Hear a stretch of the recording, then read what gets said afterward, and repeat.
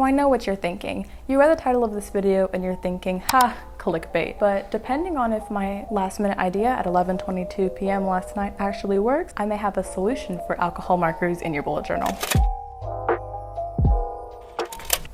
Hey guys, and welcome back to my channel. My name is Sophie and I usually do bullet journal and art related content, and considering the last 3 videos on my YouTube channel have all been bullet journal content, it's time for some art content. Yeah, smart. Well, I hinted a couple weeks ago that I got Ohuhu Alcohol Markers for my birthday, and a couple of you in the comments wanted to see a review of it. So here they are. Look at the beauties. I got 2 packs. Oop.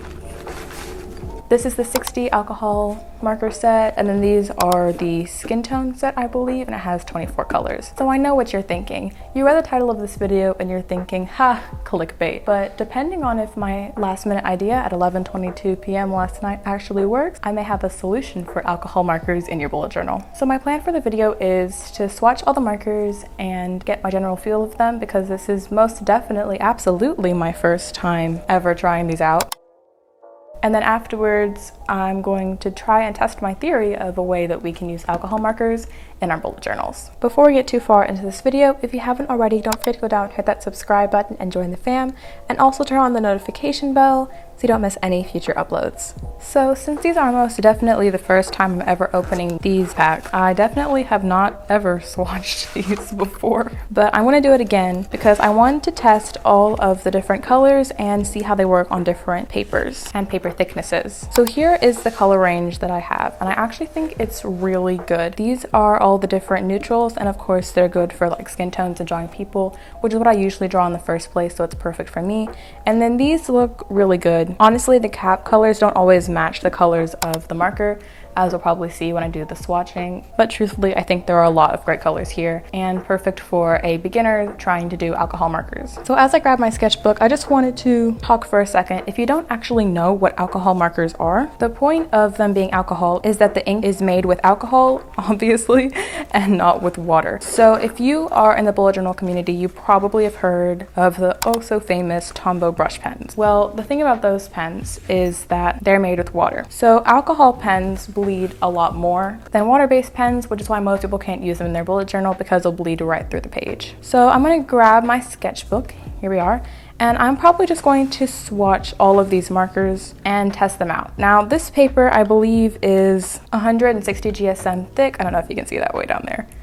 And this is actually the same thickness as any art journal, olive journal, or notebook therapy journal if you use some of those more popular brands. So the 2 different sets are actually slightly different. If I pull out a marker here, this is color 81. It's a pretty purple color. And these ones are half broad tip and half fine tip. So the broad tip has this chisel tip on it, and then this one has a fine tip. But then the other set I have is actually slightly different, and I prefer this one better. It's half chisel tip, just like the one before, and then the other half is actually a brush marker. So this one has a flexible nib, just like any of your calligraphy pens do. Anyway, so yes, I'm just going to cue the time lapse and then we can talk about my thoughts.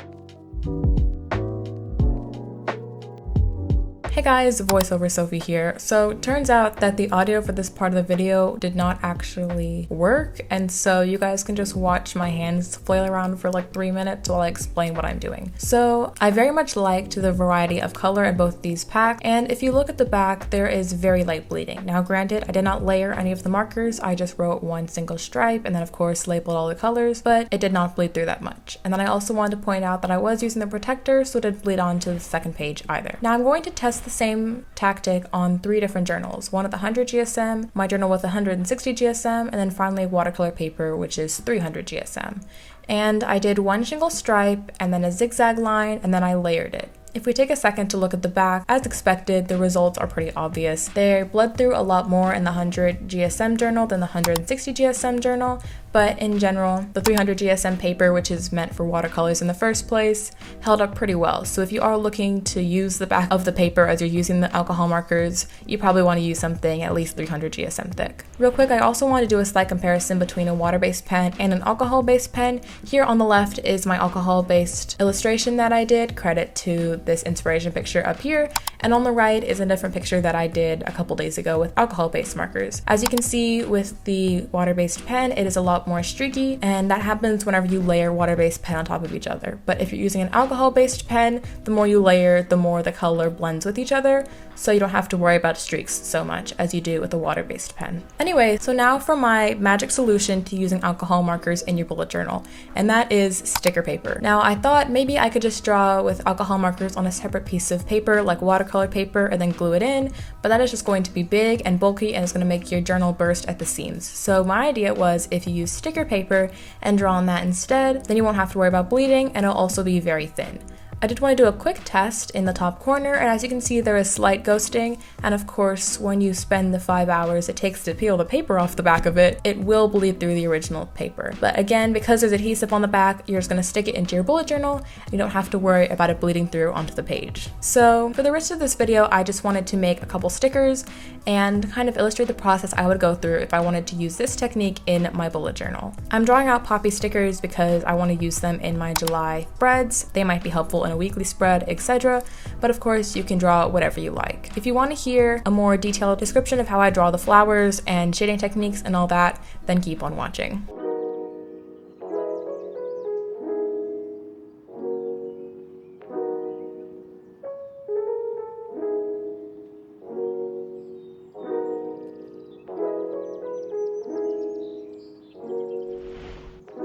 So here is the sketch that I did.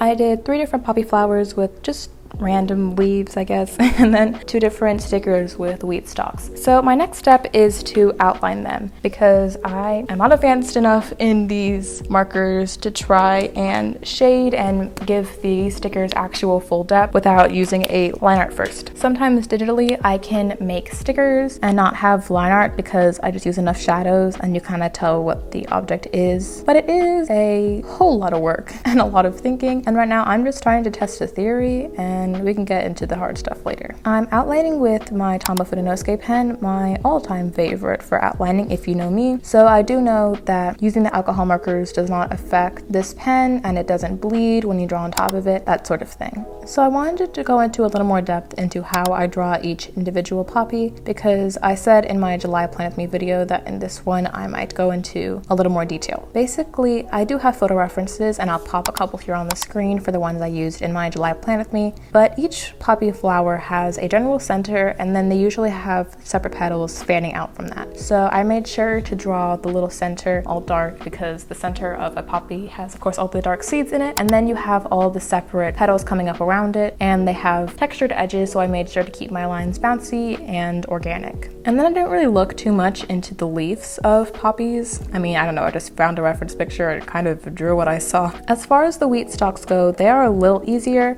I just kind of think of braids as I draw them. So you have these little pointed oval shapes that are extending outwards from a center stalk, and then of course you have the one at the top. Another thing I like to do to prove that this is wheat and not just an upside down braid is add these little lines that are, I guess, essentially grass, and also these things, which I could not tell you the name of, but they come up a lot in wheat fields, so it must be scientific.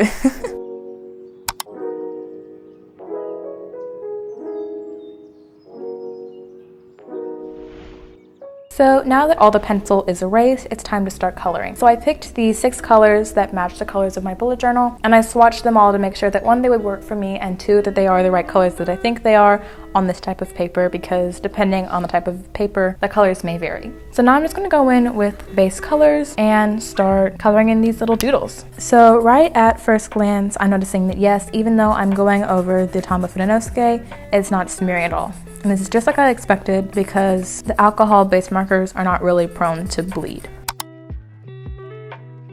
I'm coloring in all these pictures with the fine tip of the Ohuhu markers. The broad tip is nice for very large spaces, but I feel like some of these drawings are just a little too detailed and I don't really want to risk going outside the lines too much. So even though it's a little more tedious than using, say, a brush marker, it does get the job done well enough. And like I said, because layering with the marker actually lessens the streaks and blends the color a little more, it doesn't matter that I'm using tiny little strokes to color in each doodle because it's all blending together and making a nice flat color for color blocking. Okay, so now that all the base color blocking is done, I did want to go over a little bit of shading technique. So starting with the wheat, because that was the first thing I did, so it's probably the most dry, I'm going to take this slightly darker color of gold and start shading. I don't really know what to call each of these little wheat circle-y things, but I'm basically going to color in on the underside of all of them. This is alluding that the light source is near the top, and because the bottom section is overlapping this one and etc., that means there'd be shadow at the bottom of each different section. If you look at the difference between this one and this one looks more realistic just because of that little shading that took me maybe 5 minutes, even faster if I wasn't talking through the process. Now, as far as the flowers go, my general rule is because the lighting is going to be up here at the top, just like the wheat, I'm basing most of the shading where the little bulbous section in the center meets the petals that go outwards. Those would be in the most shadow because it's in a confined space, and so that's where the darker color is going to be. Also pay attention to the petals overlapping the other ones because the petals on the bottom are going to have a shadow where another petal overlaps it.